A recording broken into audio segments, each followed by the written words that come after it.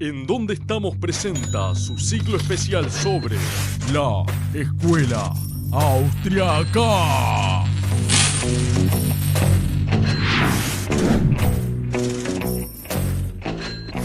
Todo empezó con la escuela austríaca. Es necesario que hablemos de libertad. ¿Qué es la escuela austríaca? La escuela austríaca es la reunión de varios pensadores que apuntaron a determinados temas como la metodología de la investigación, la sociología, la historia, la economía, el derecho, el Estado. Y todo eso en su conjunto elaboró una cosmovisión, digamos que una visión de la civilización y en qué momento estábamos de la misma, analizando desde esas metodologías, de acuerdo a esas disciplinas científicas, en qué consiste la sociedad libre, la sociedad abierta, y dentro de la sociedad abierta o libre, básicamente las sociedades republicanas y democráticas con sus estados de derecho, en qué consiste el sistema económico de capitales, el sistema económico vinculado a un mercado abierto a la competencia, es decir, oferta y demanda, un mercado que plantea el cotidiano sufragio de esos productos que están sometidos precisamente a esa elección de los consumidores en ese mercado que se va desenvolviendo de acuerdo a los intereses de los consumidores, de acuerdo a las necesidades de los consumidores y se debe producir en masa. Eso es el capitalismo y desde la escuela austríaca se desarrolla de modo importante, yo te diría que de modo trascendental y de modo determinante, la teoría económica del capitalismo, la teoría económica del mercado, que en definitiva es hablar del sinónimo de la teoría económica científica.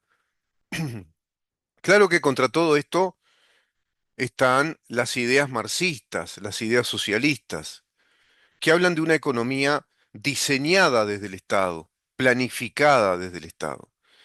Y a partir de el concepto del diseño, del concepto de planificación estatal, en verdad están hablando de control, de una economía controlada y de un control, digamos que riguroso, porque es el Estado el único propietario de ese diseño económico, el único propietario no solo de los bienes de producción, sino también de los ciclos productivos y del estilo de producción que se va a desarrollar en esa sociedad. Eso sucedió, por ejemplo, en la Unión Soviética, después de la Revolución Bolchevique. El propio Lenin, como marxista, no tenía clara la idea de control. Hablaban de diseño, hablaban de planificación económica y fueron construyendo la idea de una especie de ingeniería social y económica en pos de un mito marxista que es la distribución igualitaria o equitativa de las riquezas. Ese mentado concepto de la distribución de las riquezas es un poco más amplio y más específico. No solo es vagamente distribución de las riquezas, sino que los marxistas hablan de la distribución equitativa de las riquezas. Quiere decir que todos los pobladores de esa sociedad o de ese Estado socialista van a tener la misma cantidad de riquezas. Es un mito, no hay posibilidad desde el punto de vista económico, y te diría desde el punto de vista matemático, de que se dé una producción, que se diseñe la producción en masa de un determinado bien, de un producto, y que desde esa producción las ganancias que resulten de la colocación de ese producto se van a repartir para todos por igual. No hay posibilidad de que eso ocurra. Porque en la actividad económica,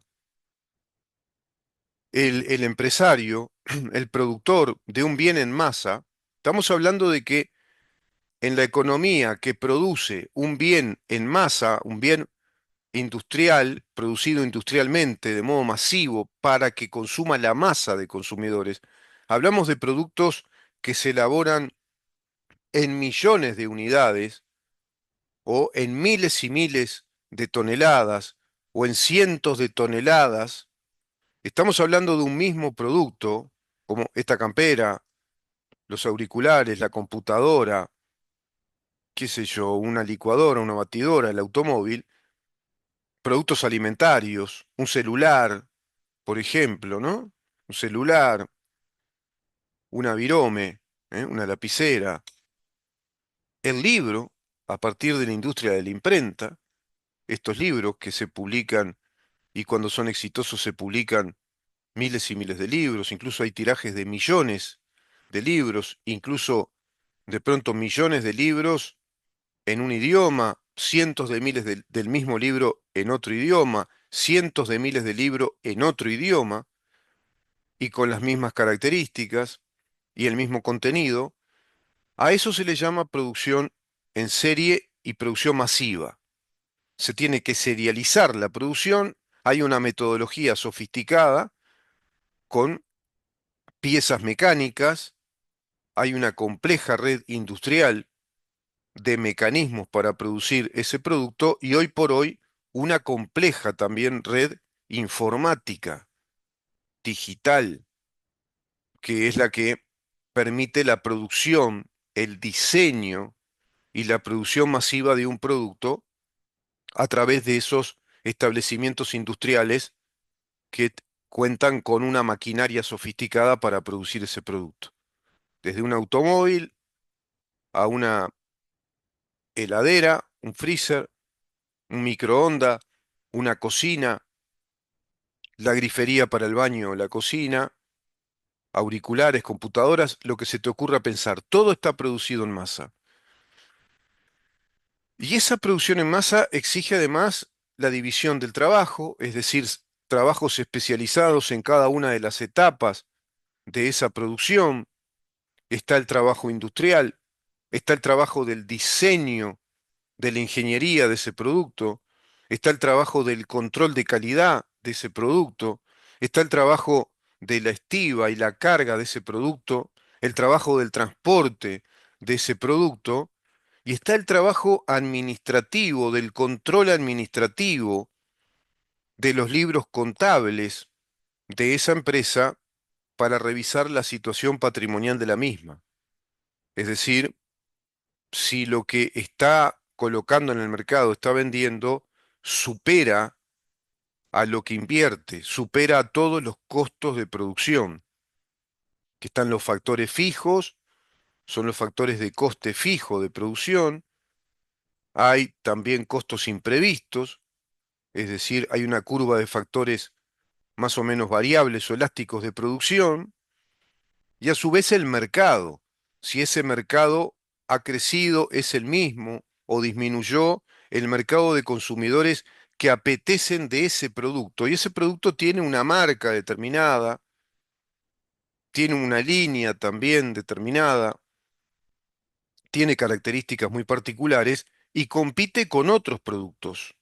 Esta prenda de vestir compite con otras prendas de vestir. Tal paquete de galletitas compite con otro paquete de galletitas de las mismas características. Los alfajores, auriculares, computadoras, automóviles, motos, camiones, compiten con otros productos que son de las mismas características y ofrecen las mismas funciones, cumplen con la misma funcionalidad.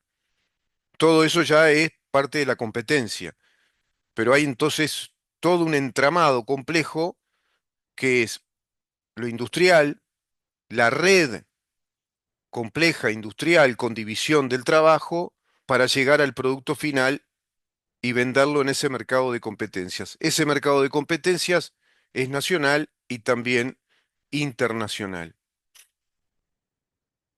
Por lo tanto, se requiere producir con bienes escasos. Los bienes para la producción no son superabundantes, no son ilimitados. Se requiere el insumo, es decir, la materia prima para producir ese producto, Esa materia prima hay que comprarla, ahí hay otro mercado, está el mercado de la oferta y demanda de las materias primas para la elaboración de ese producto. Si son alimentos, imagínate la materia prima, las harinas, azúcares, aceites, edulcorantes, granos, verduras, frutas, para producir alimentos. Para producir otro tipo de productos, imagínate un automóvil, desde el acero, distintas aleaciones, cableado, sistemas eléctricos, la llanta de los coches, para elaborar el motor, todo el material que requiere, es decir, los metales que se utilizan, las aleaciones que se utilizan para la construcción de esos bloques o monoblocks de los motores de combustión interna para fabricar un auto. Hoy están los híbridos también, los autos eléctricos. Todo en definitiva son insumos, los ópticos, los LEDs, los cristales para las ventanillas del coche, la pintura, todos son insumos. Pero además la maquinaria que permite pintar el auto, ensamblar el auto, elaborar el chasis, las maquinarias sofisticadas de tornerías para cada una de las piezas que son los componentes del motor de ese auto. Se dan cuenta de la cadena económica, ¿no? Todo eso es una cadena económica. Es un conjunto de empresas, hay una serie de actividades empresariales que se van complementando como eslabones de la cadena de una bicicleta, se van complementando hasta llegar al producto final. Ese producto final obedece a una economía de valor agregado y sale a competir, sale a la cancha, digamos, a jugar en el torneo de la competencia de los productos que el mercado va a sufragar, va a plebiscitar, cuáles son los más apetecibles, los que más necesita. Y ahí se van dando señales dentro de la oferta y demanda que son los precios. Ahora, todo esto que yo te digo en puridad está afectado por factores exógenos a la economía. Y ahí entramos a hablar de política. ¿Qué política tributaria o impositiva se le impone a esa actividad industrial, a esa actividad de fabricación masiva y en serie de productos que todos nosotros necesitamos consumir a diario o frecuentemente? La construcción de una casa también, las instalaciones eléctricas, la televisión, el LED, la radio, celulares, los electrodomésticos, como te decía, ropa de cama, la ropa para vestir la casa, muebles, el mobiliario de la casa, la calefacción de la casa, por supuesto que el mantenimiento de la misma, etcétera. Todo eso obedece a actividades industriales, comerciales, que te ofrecen productos y servicios y compiten en el mercado. Pero incide en todo eso la política. De ahí que se hable de economía política y de políticas económicas, porque la economía no funciona en puridad, funciona desde la política y las señales políticas. ¿Qué impuestos van a tener esas actividades? ¿Cuáles van a ser los asientos impositivos? Es decir, el objeto motivo del impuesto o la actividad que es motivo de ese impuesto. ¿A qué actividad o a qué producto o a qué objeto se le va a imponer una tasa tributaria, un impuesto? Y eso ya es el Estado. A su vez, para esa actividad económica, el Estado, ¿qué trámites exige para que ese establecimiento industrial, esa fábrica, esa empresa en sí, que es un concepto más amplio que establecimiento industrial, esa empresa, la marca tal que tiene sus oficinas con su personal administrativo, con su departamento contable, con su departamento jurídico, jurídico económico, con su departamento de marketing, de relaciones públicas, y a su vez las plantas fabriles, los estacionamientos de coches de la empresa. Si esa empresa se dedica en sí misma a hacer el transporte de de la mercadería, también las plantas de vehículos para el transporte. O si no, otra empresa lo hace y terceriza ese servicio del transporte de la mercadería. Ahí ya hablamos de otra empresa que se dedica a la actividad del transporte de productos de empresas que elaboran productos finales. Importadores son empresas también que se dedican a la pesquisa dentro del mercado internacional de los mejores productos elaborados en otro país o de los insumos para elaborar productos en el país y traerlos a nuestro país por la vía de la importación que tiene impuestos aduaneros, aranceles, de eso que se está hablando todos los días cuando se dan las noticias de la guerra arancelaria que plantea Donald Trump, del cambio de políticas en cuanto a políticas comerciales, el cambio en las relaciones comerciales de los países a raíz de la agresiva política arancelaria que Trump le está planteando a la Unión Europea, a China, a países de América Latina, a otros países también del Asia, etcétera. Bueno, tiene que ver con esto que te digo. Y todo esto lo estudió con metodología científica, con rigor de cálculos matemáticos, con rigor a su vez de estudios históricos, sociológicos, politológicos, jurídicos, fundamentalmente, jurídicos. ¿Qué calidad jurídica, qué calidad legislativa hay en relación a esta mega actividad de la industrialización compleja de productos para elaborar masivamente productos que permitió la tecnología desarrollar? Seguramente los artesanos hacían mejores trabajos que la fabricación en serie, pero la fabricación en serie resultó ser del gran recaudo de muchos empresarios de apelar a las mejores técnicas, a las mejores tecnologías para elaborar masivamente lo que la población necesita. Y en un mundo de miles de millones de habitantes, no podría ser sustentable una economía tan solo dedicada a la actividad artesanal en pequeñas escalas.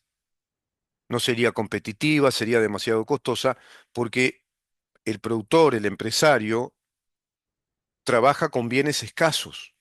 También tiene que salir a competir en el mercado de la compra de los insumos, de la materia prima para elaborar el producto tecnológico, el producto de acabado final, desde ropa de vestir a tecnología muy sofisticada, como una computadora, ordenadores, conductores, semiconductores, cámaras profesionales de filmación, celulares, automóviles, camiones, grúas, todo eso a su vez computarizado. Bueno, de eso se trata cuando hablamos de capitalismo. Ese es el capitalismo.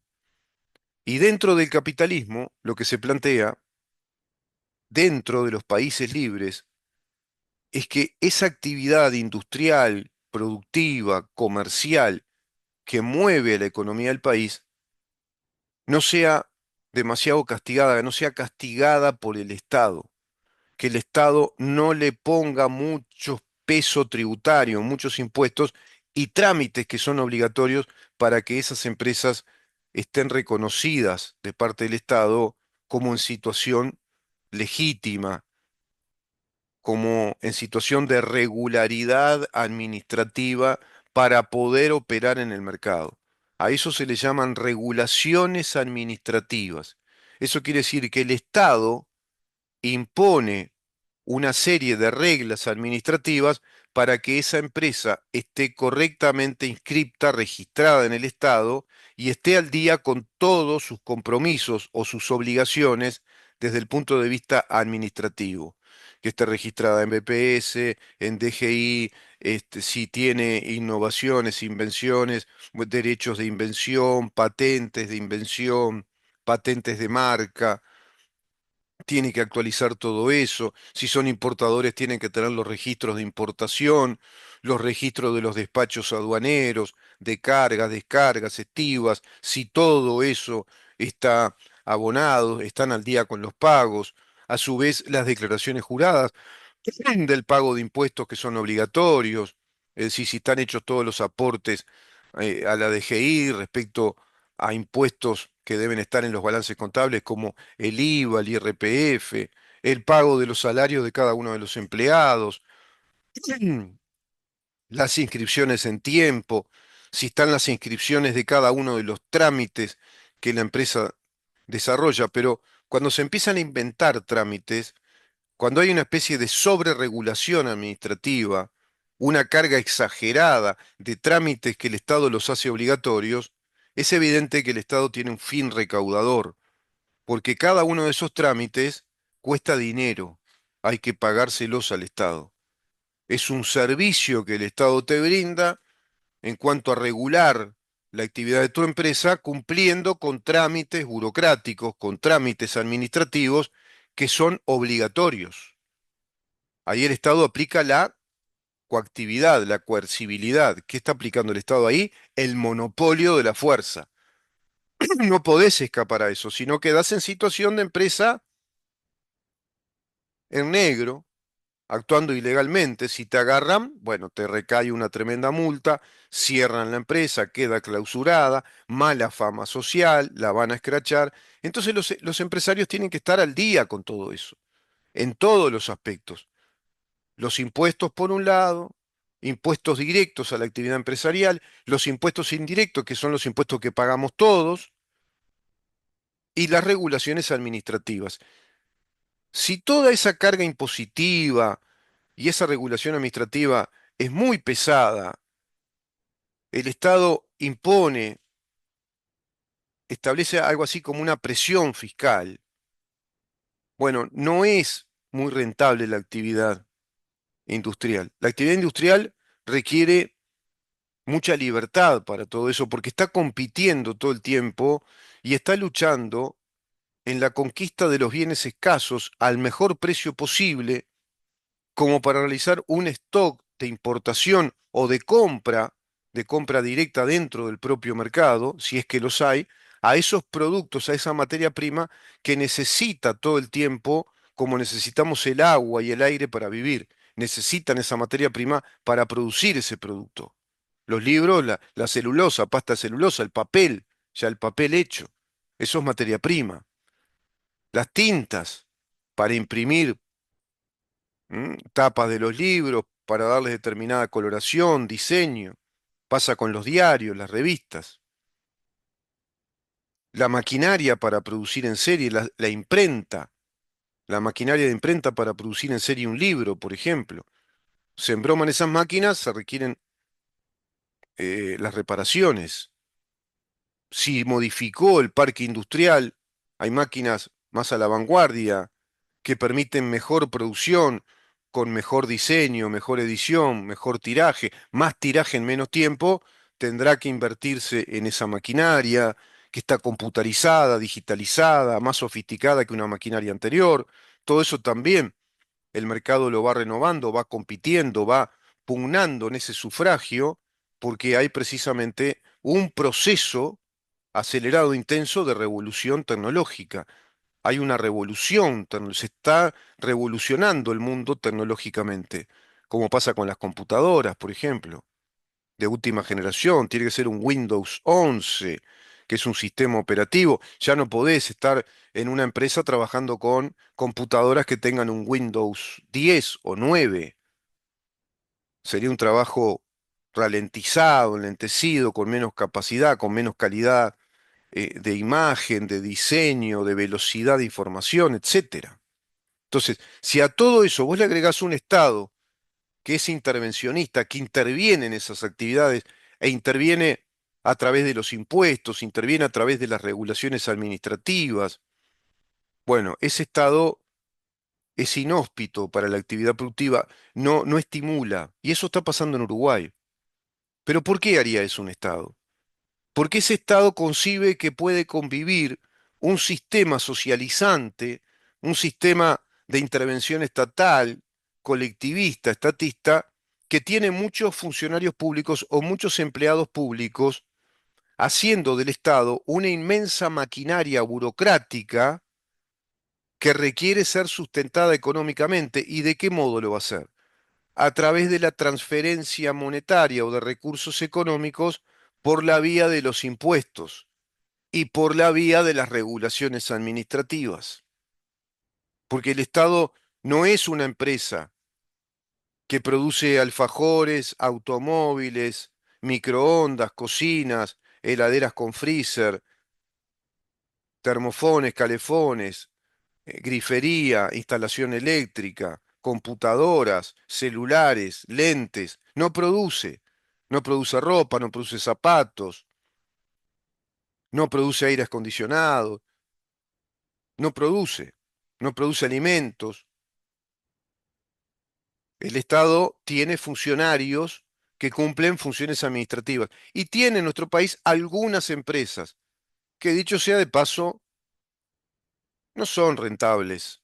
Están trabajando a pérdida, se desfinancian, unas financian a otras, nos obligan a nosotros a financiarlas incrementando los impuestos, porque el Estado se abrogó el rol de tener empresas, ya a partir de aquel año 1918 con José Valle Ordóñez y las leyes orgánicas, leyes de orden público, que fueron legislando empresas monopólicas del Estado. La primera fue el Banco Hipotecario, después surgió el Banco República y así otras empresas del Estado.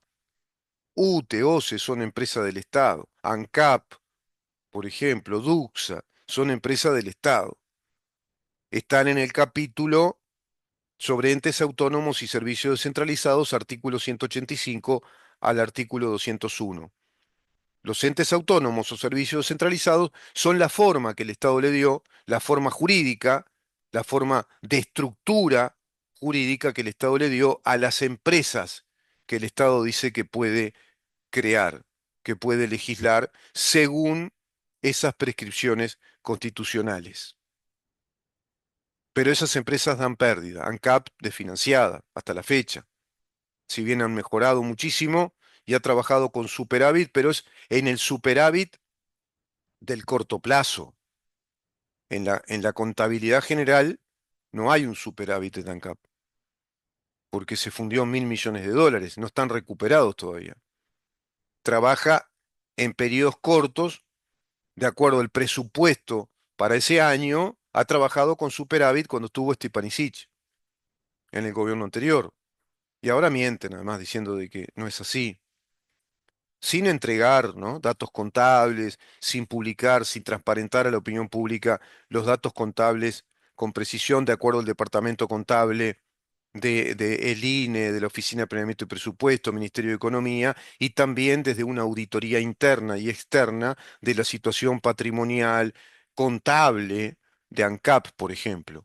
Pero OCE tampoco da ganancias, UTE tampoco.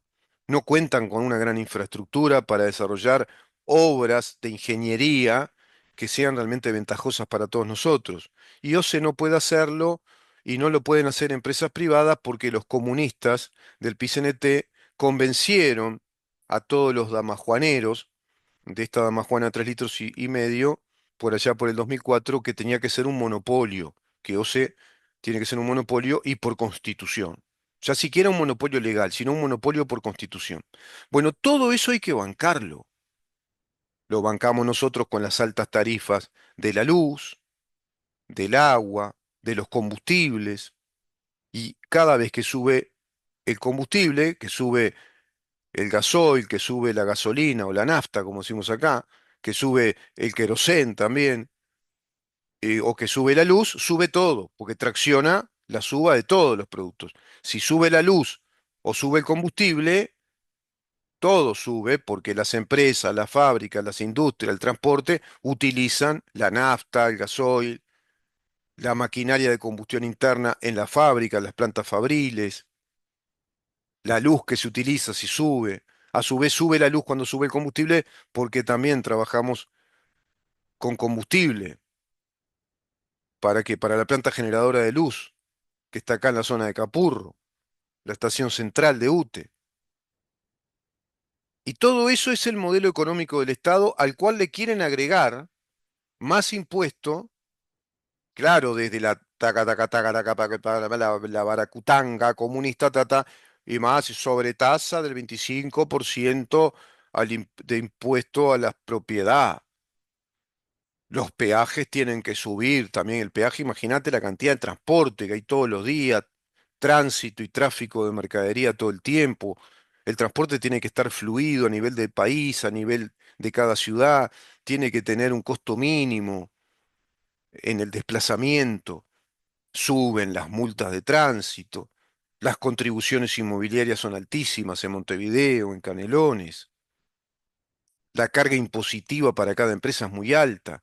Entonces, todo eso es presión fiscal, presión administrativa y eleva el costo de la producción y a su vez exigen que los salarios se acoplen a la inflación, que queden indexados. Bueno, por suerte ahora el ministro de Economía dice que no va a pasar eso.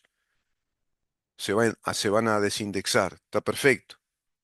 ¿Qué opina el maestro analicero de la 30 en donde estamos respecto a lo que dice el ministro Done en relación a los salarios y que queden desindexados? ¿Y qué opino yo? Que está perfecto.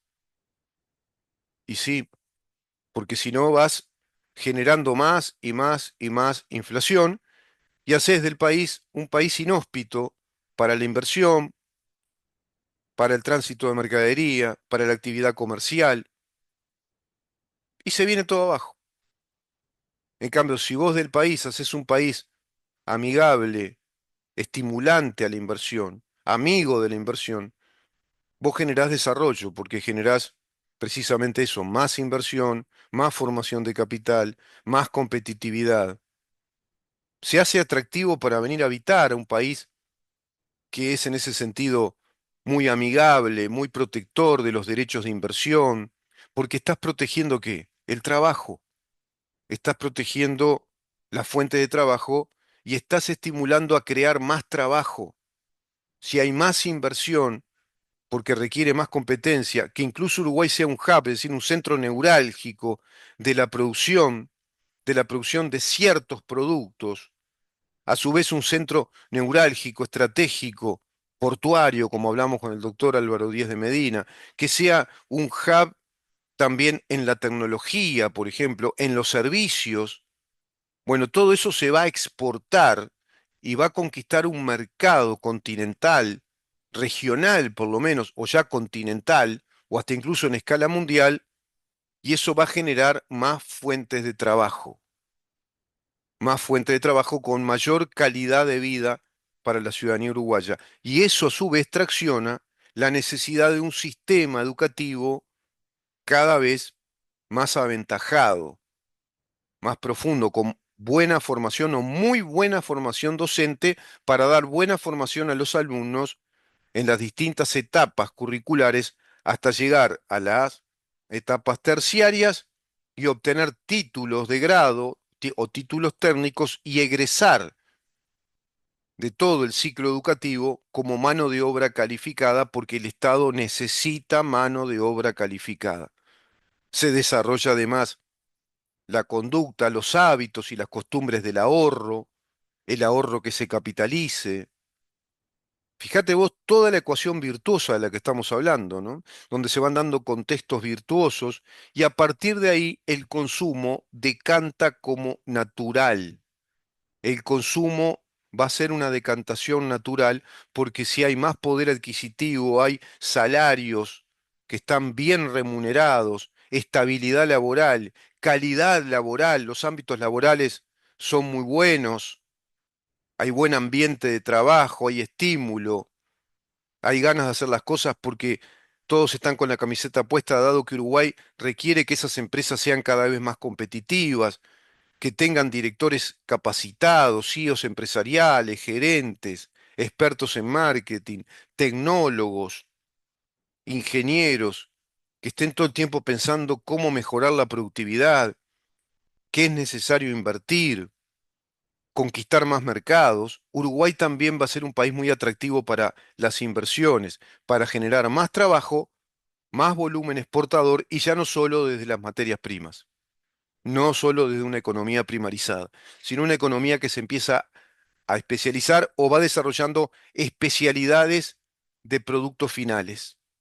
Y ahí sí podemos empezar a hablar de un país que va en vías de desarrollo desde ese contexto jurídico, financiero, tributario, que ampara, que reconoce, que protege el derecho de propiedad, el libre emprendimiento, la lícita actividad industrial, comercial, profesional, como lo establecen los artículos 7, 32 y 36 de la Constitución de la República.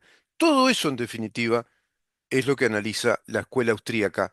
Se le dice escuela austríaca no es porque tenga una sede en Austria, sino porque nace desde ahí con sus primeros pensadores, pero migró por el mundo, quedó con el nombre escuela austríaca, pero son generaciones de economistas, juristas, estadistas, historiadores, filósofos, escritores, políticos, que analizan todos estos temas, como es el caso de el doctor Ludwig von Mises, a quien estoy estudiando en estos momentos, pero he estudiado a otros autores de esta escuela y seguiré estudiando a otros, y compartir de esta manera, bajando a tierra, de qué se trata cuando hablamos de la teoría económica científica, la teoría económica del mundo libre, del mercado abierto a la competencia, sobre la base fundamental de la propiedad privada, y cuando hablamos, en definitiva, de la escuela austríaca. Vamos a una pausa y continuamos.